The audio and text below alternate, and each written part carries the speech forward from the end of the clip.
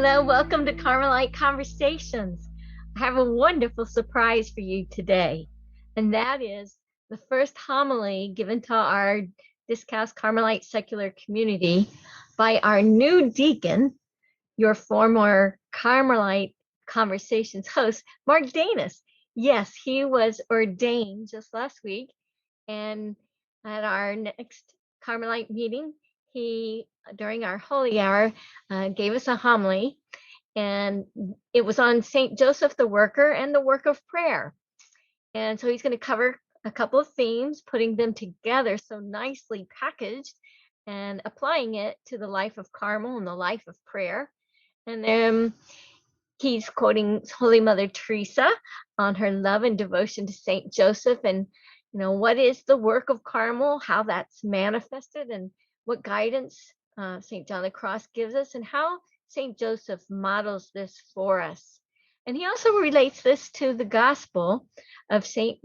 Peter's 3 denials of Christ. And that's really a wonderful perspective to think about how it relates to our prayer and our relationship to the Lord.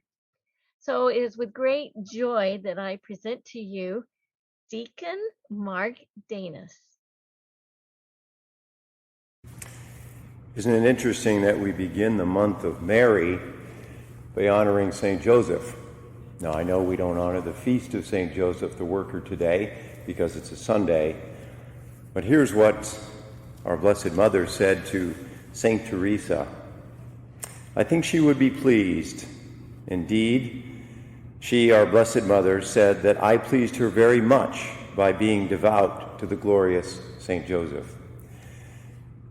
I'm going to try to combine 3 different themes in my reflection today, my homily, and those are St. Joseph the Worker, who I think as Carmelites we can't afford not to honor. Secondly, the fact that our reading today, the Gospel, gave us a great insight on the gift that we in Carmel enjoy in contemplation. And thirdly, I want to talk about Joseph as a model of contemplation. First of all, our confidence in Joseph. Would that I could persuade all to be devout to this glorious saint. Those are the words of our own Mother Teresa. I have never known, she said, anyone who honored him by particular services, who did not advance greatly in virtue. For he helps in a special way those souls who recommend themselves to him. St. Joseph the Worker is a feast that was instituted, I'm sure many of you are aware, in 1955 by Pius XII to counter the May Day celebrations of the communists. And that in order to counter the argument that work was the central theme of labor and people participating in the various tasks of the day, that work was glorified over the worker. We know, as Catholics, as Christians, it is the worker that matters. It is the transformation of both the individual and of human society through work that is done that is paramount in our participation in work. Pope St. John Paul II, in his 1981 encyclical on human work, further emphasized the centrality of the worker over the work. The primary basis, he said, of the value of work is man himself. So what is the work in Carmel? We all know it is contemplation. It is what we engage in, whether it is morning or evening prayer, Lectio Divina, adoration, the rosary, our participation in Mass. It is clear our charism, our work, is contemplation.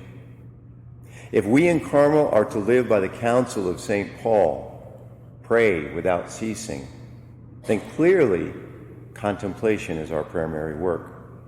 No matter what our station in life and no matter what our occupations may be, we are called to be in a constant state of awareness of a God who dwells within us. So what is contemplation? Well, if we read John of the Cross, it's the beginning of the removal of everything that is not love. That is the work that we have to do within ourselves. It is to no wonder that the love chapter in St. Paul's 1 Corinthians 13, the very love chapter, he writes, and I quote, "Love is patient, love is kind." And then he stops describing what love is and goes on instead to say, "Love is not envious or boastful or arrogant or rude. It does not insist on its own way. It is not irritable or resentful. It does not rejoice in wrongdoing, but rejoices in the truth." Our work is the eradication of everything within us that may serve as an impediment to love.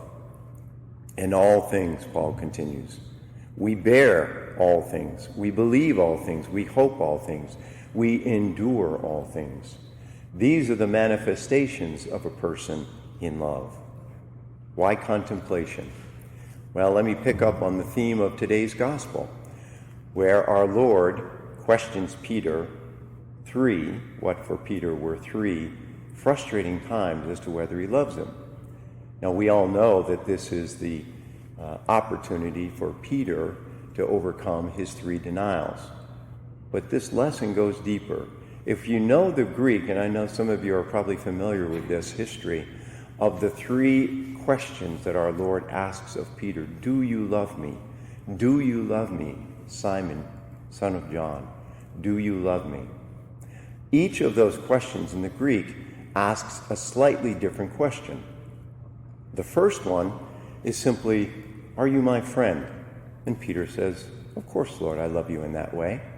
The second one asks, "Are you like a family member? Are you like my brother? Would you do for me what you would do for a brother?" It's all hidden in the Greek translation. And of course, Peter says, "Yes, Lord, I love you in that way." And then our Lord asks a third, and for Peter's experience, somewhat frustrating time, "Do you love me in the way of a spouse? Do you love me in a sacrificial way?" And I would argue that the reason the Lord then goes on to explain how Peter will find his end is to give validation to the very fact that this is what he's asked for from Peter.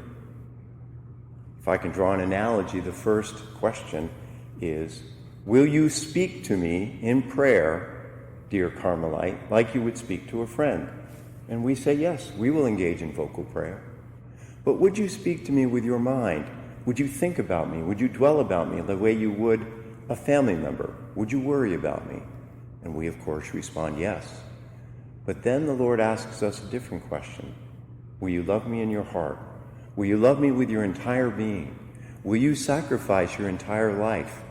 And by doing so, will you enter into an intimate encounter with me, no matter what I ask of you, no matter what it reveals to you about you? Would you enter into a sacrificial love, a contemplative love?" St. Joseph is the model of this type of contemplation for two simple reasons. Contemplation begins by focusing on the Lord. Teresa, in her explanation of contemplation, said, "I'm not asking you to do anything more than to look at him. For who can keep you from turning your eyes, the eyes of your soul, toward this Lord, even if you do so just for a moment? Your spouse never takes his eyes off you." Joseph beheld the infant Jesus, and we can well imagine gazed at him for long, extended periods of time. This is what we're being asked to do. The second element of contemplation is silence, and we know the many levels of silence, the degrees of silence that we're called to. Silent love. Joseph has no words in the New Testament. He's the model of silence. And Elizabeth of the Trinity says, "May nothing distract me from you, neither noise nor diversions or my master. I would so love to live with you in silence." The work of contemplation is the heart of the church. It is accurate to say, as some have, that if prayer is the breath of the soul, then contemplation is the very heart of the church that is in great need, because there is a world in great need. As St. Joseph, our model, is the patron of the universal church, I would argue that contemplation is the very heart of the church, not just its breath. For those with medical training, and I learned this myself, what the church faces is not merely the risk of a heart attack, the blockage of an artery from sin, but cardiac arrest, which can actually impede breathing for the human person who experiences it. We Carmelites, our contemplation is for more than our own divinization. We do it for the world.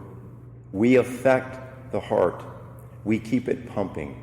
We are the mechanism that keeps the soul, the church, and the world from going into cardiac arrest.